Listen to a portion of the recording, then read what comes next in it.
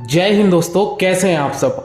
आज हम उत्तराखंड के 4 धामों में से 2 धाम यानी कि केदारनाथ और बद्रीनाथ, ये 2 धाम की यात्रा आपको कैसे करनी है इसकी हम आज बात करने जा रहे हैं। दोस्तों, यदि आप उत्तराखंड के केदारनाथ धाम और बद्रीनाथ धाम एक साथ यात्रा करना चाहते हैं तो कैसे हमारा प्रोग्राम रहेगा, कितने डेज की हमारी यात्रा रहेगी, कहां से शुरू होगा, कहां पे खत्म होगा, रुकने की क्या बंदोबस्त है, होटल एकोमोडेशन हमको क्या रेंज के मिलेंगे, खाने पीने की क्या बंदोबस्त है, हमारी ये पद यात्रा केदारनाथ की कितने किलोमीटर की होगी, कैसे ऑप्शंस हमको मिलेंगे, ये सभी जानकारी आज की इस वीडियो पे मैं आपको देने वाला हूं। तो चलिए दोस्तों, बिना विलंब किए वीडियो को आरंभ करते हैं और वीडियो के अंत में ये भी बताऊंगा कि ये 2 धाम यात्रा करने के लिए आपका उचित कॉस्ट क्या लग जाएगा। साथ ही साथ यदि आप पैकेज लेना चाहते हैं तो आप हमारे द्वारा भी पैकेज ले सकते हैं, जिसका कॉन्टेक्ट आपको डिस्क्रिप्शन बॉक्स में मिलेगा, वहां से जाके आप संपर्क कर सकते हैं और आप अपने पैकेज ले सकते हैं। तो दोस्तों, बने रहिएगा मेरे वीडियो में, एक एक करके सारी बातों को मैं विस्तार पूर्वक वर्णन करता हूं, जिससे आपको इस केदारनाथ धाम यात्रा की यात्रा करने के लिए काफी सहूलियत मिले और आपका कुल खर्चा भी कम आ जाए। तो चलिए दोस्तों, बिना विलंब के हम वीडियो को आरंभ करते हैं। सबसे पहली बात करते हैं कि आपको केदारनाथ यात्रा कैसे पहुंचनी है। दोस्तों, केदारनाथ पहुंचने के लिए आपका जो नजदीकी रेलवे स्टेशन है वो है यहाँ का हरिद्वार रेलवे स्टेशन, या फिर चाहे तो आप ऋषिकेश भी पहुंच सकते हैं। वही अगर आपका ऑप्शन दूसरा है, यानी कि अगर आप फ्लाइट से आना चाहते हैं तो फिर आप आ सकते हैं उत्तराखंड के कैपिटल यानी कि देहरादून इंटरनेशनल एयरपोर्ट पे भी आप आ सकते हैं। चलिए दोस्तों, बात करते हैं कि हम हरिद्वार पहुंच चुके हैं या फिर हम देहरादून पहुंच चुके हैं। अब हमको यहां से केदारनाथ के लिए कैसे जाना पड़ेगा। तो जो हरिद्वार से हमको जो पहला पड़ाव हमारा रहेगा वो हमारा रहेगा फाटा या फिर सोनप्रयाग। तो दोस्तों, हम बात करते हैं कि हरिद्वार से सोनप्रयाग की ये जो बाई रोड डिस्टेंस रहेगी ये कितनी रहेगी। तो दोस्तों, ये आपका लगभग 220 किलोमीटर पड़ता है सोनप्रयाग, और फाटा की बात की जाए तो लगभग 200 किलोमीटर पड़ता है फाटा। फाटा पहले पड़ेगा और उसके 16 से 17 किलोमीटर के बाद आपका पड़ता है सोनप्रयाग। लेकिन होटल्स कभी कभार अवेलेबल नहीं हो पाती, तो इसलिए सोनप्रयाग के बजाय हम फाटा में भी स्टे ले लेते हैं। और अगर सीजन टाइम में जा रहे हैं आप, यानी कि मई और जून के महीने में जा रहे हैं, तो फाटा में भी होटल ऑप्शन नहीं मिलता, तो फिर हम गुप्तकाशी में अपना स्टे लेते हैं। खैर, हम बात करते हैं अपने टॉपिक पे, जो हम बात कर रहे थे कि हमको हरिद्वार से सोनप्रयाग या फाटा हमको कैसे पहुंचना है। दोस्तों, हरिद्वार से सोनप्रयाग या फाटा पहुंचने के लिए आपके पास टोटल 2 मेजर ऑप्शन आते हैं। पहले ऑप्शन की अगर मैं बात करूं दोस्तों, वो है आपका बाई बस, जो कि वहां पे प्राइवेट बसेस चलती है, गवर्नमेंट की बसेस तो ना के बराबर है। अगर मैं प्राइवेट बस की बात करूं तो दोस्तों, एक व्यक्ति का अगर बस की बात की जाए तो मान के चलिए कि 1000 से 1200 रुपए आपका पड़ेगा और आप सोनप्रयाग के बस स्टैंड पहुंच जाएंगे। वही अगर मैं दूसरे ऑप्शन की बात करूं, वो है आपका प्राइवेट टैक्सी। दोस्तों, प्राइवेट टैक्सी वाले आपका 6000 रुपए लेते हैं, यानी कि अगर छोटी गाड़ी है तो 4000, अगर इनोवा गाड़ी आप लेते हैं या सुमो बुलेरो लेते हैं तो आपका 6000 रुपए शुल्क लगेगा और वो आपको सोनप्रयाग आपको ड्रॉप कर देंगे, या फिर अगर आपका होटल फाटा में है तो वहां आपको वो ड्रॉप कर देंगे। तो दोस्तों, आपको पहला दिन जो सफर है ये 8 घंटे की यात्रा में ही निकल जाता है। इस बीच में दोस्तों आपको on the way sight seeing में कुछ पॉइंट्स मिलेंगे, जिनमें से सबसे पहले आता है आपका देवप्रयाग का नदियों का संगम। वहां से ही हमारी गंगा नदी बनती है, तो वो संगम भी देख सकते हैं। साथ ही साथ रुद्रप्रयाग का भी संगम देख सकते हैं। और इसके बाद आपको एक और साइट सीइंग मिलेगा, जो कि आपका धारी देवी का मंदिर, जो कि गंगा नदी के बीचों बीच में ये मंदिर है। तो यहां भी जाके आप धारी देवी के दर्शन कर सकते हैं। ये सब देखते हुए और लंच करते हुए आप पहुंचते हैं अपने सोनप्रयाग या फाटा, जहां पे भी आपका होटल एकोमोडेशन है। चलिए दोस्तों, बात करते हैं कि होटल एकोमोडेशन हमको कैसे मिलेंगे और क्या रेंज के मिलेंगे। तो दोस्तों, एक चीज आपको मैं क्लियर कर दूं कि उत्तराखंड के 4 धाम यात्रा में कहीं भी आपको डिलक्स होटल ज्यादा देखने को नहीं मिलेंगे। जो भी आपको मिलेगा वो normal basic hotel, standard hotels ही देखने को मिलेंगे, जिसका कॉस्ट दोस्तों, अगर मैं खाने के साथ बात करूं, यदि अगर आप ब्रेकफास्ट एंड डिनर ऐड करके आप लेते हैं तो होटल एकोमोडेशन की अगर बात की जाए तो अप्रॉक्सीमेटली आपका पर पर्सन 1000 से 1200 रुपए पड़ेगा और आप अपना स्टे वहां बना सकते हैं। तो इस तरीके से आपको सोनप्रयाग या फाटा में आपको स्टे देखने को मिल जाएगी। ये रहा आपका डे नंबर 1। तो दोस्तों, बात की जाए अगर डे नंबर 2 की, तो दोस्तों हमारा पद यात्रा शुरू हो जाता है। कहने का मतलब ये है कि सोनप्रयाग से दोस्तों आपको मिलती है शेयरिंग जीप, जो कि आपको लेके जाएगी गौरीकुंड। और दोस्तों, ये सोनप्रयाग से जो गौरीकुंड का डिस्टेंस है ये आपका टोटल 5 किलोमीटर की पड़ जाती है। और ये 5 किलोमीटर यात्रा तय करने के लिए आपको उत्तराखंड के शेयरिंग गवर्नमेंट की टैक्सी लेनी पड़ती है, तभी आप गौरीकुंड जा पाओगे। प्राइवेट व्हीकल्स का वहां पे आवागमन इसलिए नहीं रखा गया है क्योंकि रास्ते बहुत ज्यादा सकरे हैं, इसलिए वहां पे गवर्नमेंट की टैक्सी चलती है, एक साइड से जाती है और दूसरी साइड से वापस आती है। जो शेयरिंग टैक्सी वाले आपका किराया लेंगे दोस्तों, वो 50 से 60 रुपए एक व्यक्ति का लेते हैं और 8 से 10 आदमी बैठाते हैं सुमो बुलेरो में। इसके लिए आपको दोस्तों 10 से 15 मिनट लगेंगे 5 किलोमीटर की यात्रा तय करने में और आप पहुंचते हैं फाइनली गौरीकुंड। और ये रहा यहाँ का गौरीकुंड का पद यात्रा का पड़ाव। यहीं से हमारा पद यात्रा शुरू होता है हमारे श्री 12 ज्योतिर्लिंग में से एक ज्योतिर्लिंग श्री केदारनाथ जी का।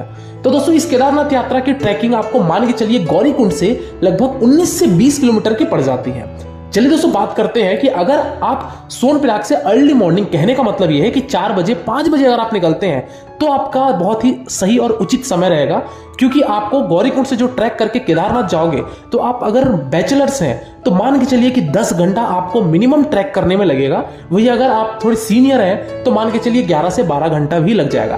तो दोस्तों मेरे कहने का तात्पर्य यह है कि यदि आप 7 बजे ट्रैक करना शुरू करते हैं अर्ली मॉर्निंग गौरीकुंड से, तो आप मान के चलिए कि शाम को 5 बजे 6 बजे तक आप केदारनाथ पहुंच जाएंगे। तो दोस्तों ये था पहला पड़ाव कि जो हम 11 नंबर से अपनी यात्रा करेंगे। दूसरा ऑप्शन आता है आपके पास, यदि आप चलने में असमर्थ हैं तब आपके पास यहाँ पे 2 विकल्प आते हैं। पहले विकल्प की अगर बात की जाए दोस्तों तो वो होता है यहाँ पे आप घोड़े खच्चर से जा सकते हैं। घोड़े खच्चर का जो किराया होता है दोस्तों वो एक वे का, यानी कि सिर्फ जाने जाने का मान के चलिए आपका 2500 से 3000 रुपए लेंगे। वही अगर आप रिटर्न अगर आप आते हैं तो रिटर्न आने का दोस्तों वो 2000 से 2200 रुपए चार्ज करते हैं। तो ये था घोड़े का ऑप्शन। और इसी के साथ ही साथ अगर आप घोड़े नहीं लेना चाहते, अवॉइड करना चाहते हैं, पशु पे बैठने में आपको डर लगता है, तो फिर आप दूसरा ऑप्शन भी है आपके पास वहां पे पालकी का और पिट्ठू का। पालकी और पिट्ठू वाले दोस्तों आपके बॉडी के वजन के हिसाब से आपका वो शुल्क लेते हैं। लेकिन अगर बात की जाए कि यदि आपका वेट लगभग 70 से 80 किलो के बीच में है तो फिर आपका सिर्फ जाने जाने का चार्ज पिट्ठू वाले या पालकी वाले दोस्तों आपका लेंगे 8 से 9000 रुपए। वही अगर आप उसके नीचे हैं तो उतना ही आपका रेट कम होता जाएगा। कुल मिलाकर ये वजन पर निर्भर करता है कि आपका वजन कितना है। चलिए दोस्तों, और वही दूसरे ऑप्शन की बात की जाए, बड़े ऑप्शन की, तो वो है आपका हेलीकॉप्टर का।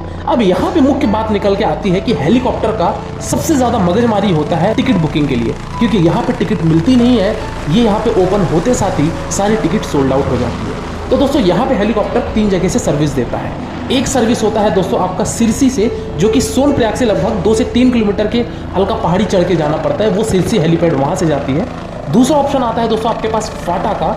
फाटा में भी हेलीपैड है, वहाँ से हेलीकॉप्टर चलती है। और तीसरा आपका ऑप्शन आता है गुप्तकाशी का, जो कि सोनप्रयाग से 45 किलोमीटर पहले आपका पड़ता है गुप्तकाशी। तो गुप्तकाशी से भी हेलीकॉप्टर चलती है। अब यहाँ से अगर बात की जाए कि हेलीकॉप्टर की टिकट का, तो दोस्तों ये ऑनलाइन वेबसाइट है।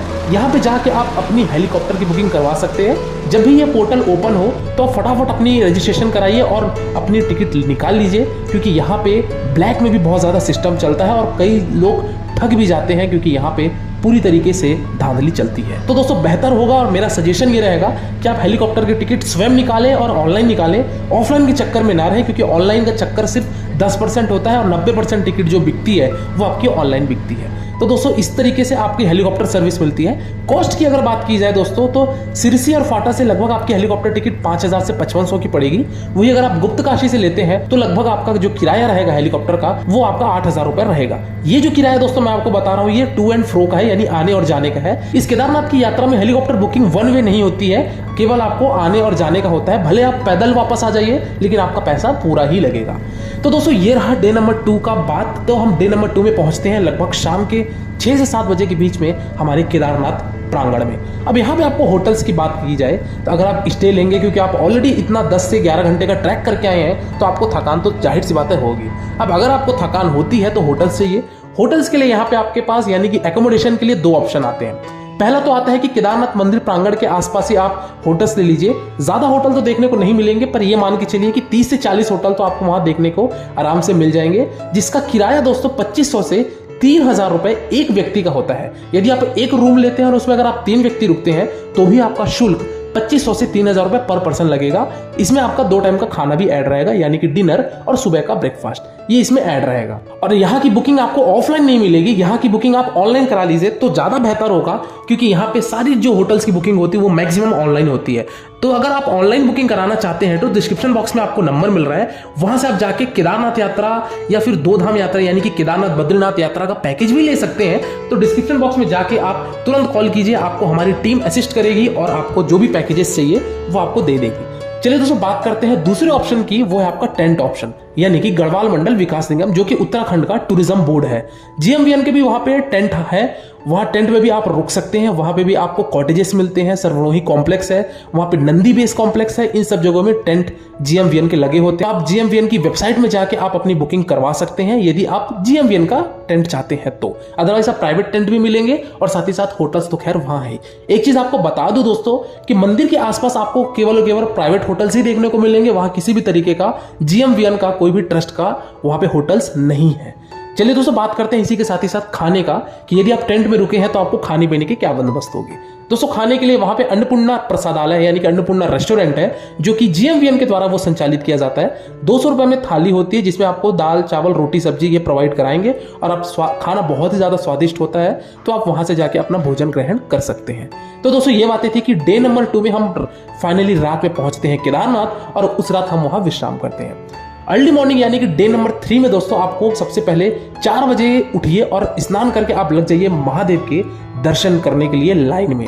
दोस्तों लाइन में लगिए, वहां पे हो सकता है कि आप आरती में भी सम्मिलित हो जाएंगे यदि आप टाइम से लग जाते हैं तो, क्योंकि आपकी वहां आरती जो होती है वो लगभग 5 बजे मॉर्निंग की होती है। तो दोस्तों आप वहां पे लाइन में लगिए, हर हर महादेव का नारा लगाते हुए, जय केदार जय भोलेनाथ का नारा लगाते हुए आप मंदिर प्रांगण में पहुंचिए, आप दर्शन कीजिए। दर्शन करने के पश्चात आप वापस अपनी सामान बांधिए, होटल्स में जाइए और ब्रेकफास्ट करके आप निकल पड़िए वापस सोनप्रयाग के लिए। कुल मिला के अब आपको पद यात्रा करते हुए वापस भी आना है। यदि आपका योजना घोड़े खच्चर से है तो आप घोड़े खच्चर से भी वापस आ सकते हैं। वापस आने में दोस्तों अगर आप पैदल आते हैं तो आपको मान के चलिए 6 घंटे का समय लगेगा। यदि आप घोड़े में आते हैं तो आपको 5 घंटे का समय लगेगा, और यदि आपकी हेलीकॉप्टर वाले हैं तब तो खैर बात ही नहीं, आप 14 मिनट में वापस अपने फाटा या सिरसी या फिर गुप्तकाशी पहुंच जाएंगे। तो दोस्तों ये बातें थी कि हमारा डे नंबर 3 में हमने दर्शन करके हम वापस नीचे आ गए। हालांकि आप डे नंबर 3 में जब दर्शन करने के बाद केदारनाथ स्वामी जी के दर्शन करने के पश्चात आप जा सकते हैं, वहां पे एक और मंदिर है जिसको भैरव मंदिर बोला जाता है। तो दोस्तों भैरव मंदिर जाने के लिए आपको लगभग 1 किलोमीटर की ट्रैकिंग करनी पड़ती है, जो कि हमारे केदारनाथ से ही हल्की ऊपर चढ़ के जाना पड़ता है। वहां भी आप जाइए, ज्यादा टाइम नहीं लगता, वहां में आप 15 से 20 मिनट में आप पहुंच जाते हैं। वहां जाके भैरव जी के भी दर्शन कीजिए और भैरव जी के दर्शन करने के बाद आप वापस अपने सोनप्रयाग के लिए आ सकते हैं और आप शाम तक पहुंच जाएंगे सोनप्रयाग। सोनप्रयाग में आप उस रात अपना स्टे बना लीजिए। अगली सुबह यानी कि बात करते हैं हम डे नंबर 4 की। डे नंबर 4 में दोस्तों अब हम बढ़ेंगे अपने दूसरे धाम की तरफ, जो कि है हमारा बद्र विशाल यानी कि बद्रीनाथ धाम। दोस्तों हम बद्रीनाथ धाम डे नंबर 4 में अर्ली मॉर्निंग निकलेंगे यानी कि 8 बजे निकलेंगे और हमको लगभग 8 से 9 घंटे का सफर तय करना पड़ेगा बद्रीनाथ जाने के लिए। अब यहां पे भी आपके पास 2 विकल्प निकल के आते हैं। एक तो आप जा सकते हैं कि यदि आप पैकेज लिए हुए हैं तब तो आपकी गाड़ी ही आपको लेके जाएगी बद्रीनाथ और वहां आप स्टे बना लेंगे, जिसका समय आपका 8 से 9 घंटा लगता है, क्योंकि सोनप्रयाग से बद्रीनाथ की जो दूरी है वो लगभग आपकी 220 किलोमीटर की पड़ जाती है। यानी कि उतना ही समय लगता है जितना समय आपको हरिद्वार से सोनप्रयाग आने में लगा था। और वही अगर दूसरे ऑप्शन की बात की जाए तो वो है आपका, वहां पे चलती है बस। दोस्तों वहां पे आप बस की भी बुकिंग करवा सकते हो, जिसका redbus.com में आप वेबसाइट में जाके सोनप्रयाग टू बद्रीनाथ डेस्टिनेशन डालिए, वहां पे आपको बस के ऑप्शंस आएंगे। बस का किराया दोस्तों लगभग 1200 से 1300 रुपए होगा एक आदमी का। आप वो भी करके आप बद्रीनाथ पहुंच सकते हैं यदि आप बजट ट्रिप बनाना चाहते हैं तो दोस्तों ये बातें थी कि हम डे नंबर 4 में शाम होते होते हम पहुंचेंगे बद्रीनाथ। दोस्तों बद्रीनाथ हमारा जोशीमठ जिले के अंतर्गत आता है, जो कि जोशीमठ से आपको लगभग 45 किलोमीटर के बाद आपको वहां पे बद्रीनाथ का धाम मिलेगा, वहां आप स्टे कर सकते हैं। अब बद्रीनाथ में भी दोस्तों आपको जीएमवीएन के यहाँ पे 2 ऑप्शन आते हैं। एक ऑप्शन तो ये कि आप डॉर्मेट्री ले सकते हैं। डॉर्मेट्री यानी कि एक हॉल रहेगा, उसमें बहुत सारे बेड लगे होंगे, आपको सामान रखने के लिए एक लॉकर दिया जाएगा, ताला आपको स्वयं ले जाना होगा। तो एक तो ऑप्शन होता है जीएमवीएन का वहां पे डॉर्मेट्री सर्विसेज। दूसरा ऑप्शन दोस्तों वहां पे रूम सर्विस भी है, जीएमवीएन की वेबसाइट में आपको दिखेगा, आप रूम की भी बुकिंग करवा सकते हैं, लेकिन ज्यादातर रूम सोल्ड आउट ही चलता है। अगर आप बहुत पहले प्रोग्राम बना रहे हैं तब तो आपको रूम अवेलेबल हो जाएगा, लेकिन अगर आप सडन प्लान बना रहे हैं तब शायद आपको रूम्स वहां पे ना मिले। तो वहां पे भी जीएमवीएन का वहां पे बंदोबस्त की गई है। बद्रीनाथ यात्रा में आपको किसी भी तरीके की कोई पद यात्रा नहीं करनी पड़ती है, क्योंकि बद्रीनाथ में आपको डायरेक्टली दर्शन हो जाते हैं। तो दोस्तों आप बद्रीनाथ में सबसे पहले उस रात स्टे कीजिए डे नंबर 4 में।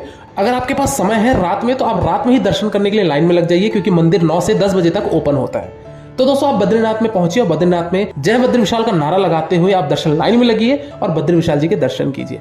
हालांकि दर्शन से पहले दोस्तों आपको वहां पे एक तप्त कुंड है, जो कि हॉट वाटर स्ट्रीम है, निरंतर रूप से वहां पे गर्म पानी का कुंड है।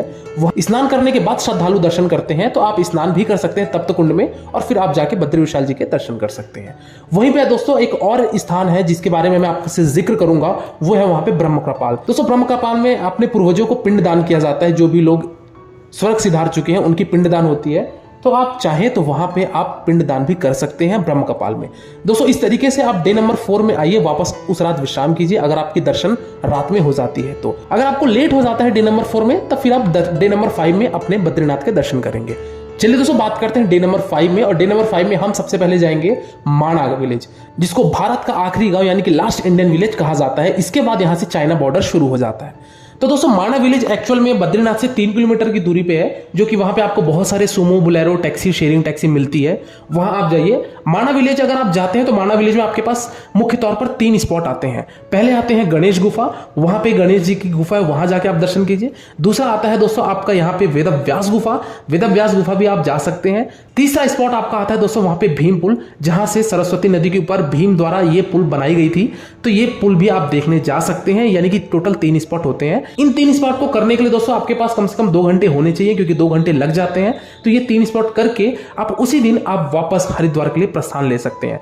बद्रीनाथ से हरिद्वार आने के लिए दोस्तों आपको लगभग 320 किलोमीटर यानी कि 320 किलोमीटर की आपको जर्नी करनी पड़ेगी, और आप पहुंचेंगे लगभग 11 से 12 घंटे का यात्रा तय करके रात तक पहुंचेंगे हरिद्वार। और उस रात आप हरिद्वार में या तो स्टे ले लीजिए, या फिर अगर आपकी लेट नाइट कोई ट्रेन है तो आप उसी दिन आप अपनी यात्रा अपने अपने शहरों के लिए प्रस्थान कर सकते हैं। तो दोस्तों ये टोटल 4 नाइट 5 डेज में केदारनाथ प्लस बद्रीनाथ की यात्रा हो सकती है। चलिए अब अगली बात करते हैं कि सबसे बेस्ट टाइम कौन सा होता है केदारनाथ और बद्रीनाथ जाने के लिए। दोस्तों अगर मैं बात करूं कि जो कपाट खुलते हैं केदारनाथ और बद्रीनाथ के, वो अक्षय तृतीया के समय पे खुलते हैं, जैसा कि आप सभी को जानकारी हो गई होगी। अगर मैं बात करूं 2023 की केदारनाथ की कपाट ओपनिंग की, तो दोस्तों 25 अप्रैल 2023 को हमारे केदारनाथ के कपाट ओपन हो रहे हैं। वही अगर बात की जाए हमारे बद्रीनाथ की, तो बद्रीनाथ के जो कपाट ओपन हो रहे हैं दोस्तों, वो आपके हो रहे हैं 27 अप्रैल 2023। तो ये आपका दोस्तों केदारनाथ के कपाट ओपनिंग होते हैं अक्षय तृतीया के समय पे। और वही अगर बात की जाए कि केदारनाथ के कपाट बंद कब होते हैं, तो दोस्तों कार्तिक पूर्णिमा यानी कि भाई दूज के समय पे, दीपावली भाई दूज के आसपास आपकी केदारनाथ की कपाट बंद कर दी जाएगी, जो कि इस साल का टेंटेटिव डेट निकल के आ रहा है बंद होने का। वो 14 से 15 नवंबर के बीच में आपका केदारनाथ का कपाट और बद्रीनाथ का कपाट बंद कर दिया जाएगा। चलिए दोस्तों अंतिम बात करते हैं कि इस केदारनाथ और बद्रीनाथ यात्रा करने के लिए आपको एक व्यक्ति का कुल खर्चा कितना लग जाएगा। तो दोस्तों यहां पे मैं आपको 2 भाग में आपको कॉस्टिंग बताऊंगा। पहले भाग की अगर बात की जाए कि यदि आप पैकेज लेके घूमना चाहते हैं, तो आप यानी कि अगर आप पैकेज में जाते हैं, तो अगर आपका 4 लोगों का ग्रुप है, तो आप मान के चलिए कि आपका 13 से 14 हजार रुपए एक व्यक्ति का खर्चा आएगा केदारनाथ प्लस बद्रीनाथ, और आप ये पूरी यात्रा कर लेंगे 4 नाइट 5 डेज की, जिसमें आपका होटल स्टे रहेगा, ब्रेकफास्ट एंड डिनर रहेगा, और साथ ही साथ आपकी जो भी ट्रांसपोर्टेशन के लिए जो आपको पर्सनल कार दी जाएगी उसका चार्ज मैं बता रहा हूं, और Haridwar pickup and Haridwar drop तक आपका ये खर्चा रहेगा। इस फेयर में मैं किसी भी तरीके का आपका ट्रेन का टिकट, फ्लाइट के टिकट की कॉस्टिंग ऐड नहीं किया हूं, और आप 13 से 14 हजार रुपए में आराम से केदारनाथ प्लस बद्रीनाथ की यात्रा ये आप कर लेंगे। वही अगर मैं दूसरे कॉस्टिंग की बात, वही अगर मैं दूसरे ऑप्शन के कॉस्टिंग की, वही अगर मैं दूसरे विकल्प की बात करूं जो कि थोड़ा सा आपका चीपर पड़ सकता है, वो है आपका बस का ऑप्शन। यदि आप सारी यात्रा बस से करते हैं, यानी कि हरिद्वार से सोनप्रयाग और सोनप्रयाग से बद्रीनाथ और बद्रीनाथ से वापस हरिद्वार के लिए भी जो प्राइवेट बसेस चलती हैं, अगर वो सारी यात्रा बस से करते हैं, तो आपका एक व्यक्ति का खर्चा मान के चलिए 10 से 10.5 हजार रुपए में हो जाएगा, जिसमें आपका रहना, खाना और गाड़ी का, जैसा कि मैंने आपको बताया, ये आपका रहेगा। तो दोस्तों ये आपके ऊपर है कि आपको पैकेज लेके जाना है या फिर आपको स्वयं सारी चीजें बंदोबस्त करनी है। यदि आप दोस्तों पैकेज लेना चाहते हैं, तो 4 धाम यात्रा की भी हमारी टीम आपको पैकेज प्रोवाइड करेगी, प्लस अगर आप 2 धाम की यात्रा करना चाहते हैं तो वो भी होती है। तो आपको स्क्रीन पे एक पॉपअप में नंबर आ रहा है, इस नंबर पे जाके आप कांटेक्ट करके जो भी उचित पैकेजेस हैं वो आप ले सकते हैं, और साथ ही साथ आप 4 धाम यात्रा या फिर 2 धाम यात्रा कर सकते हैं। तो दोस्तों ये रहा केदारनाथ प्लस बद्रीनाथ यात्रा का एक संपूर्ण वर्णन। इसके बाद भी दोस्तों यदि आपको कोई डाउट है या फिर अगर आपके मन में कोई संशय है, तो आप मेरे इंस्टाग्राम यात्रावश आईडी में विजिट करके जो भी आपको प्रश्न पूछना है वो आप मुझसे प्रश्न पूछ सकते हैं, और आप किसी दूसरी वीडियो में खो जाए और उस पर क्लिक करें, इससे पहले आप मेरे चैनल यात्रावश को सब्सक्राइब कीजिए। आज की वीडियो में दोस्तों फिलहाल इतना ही।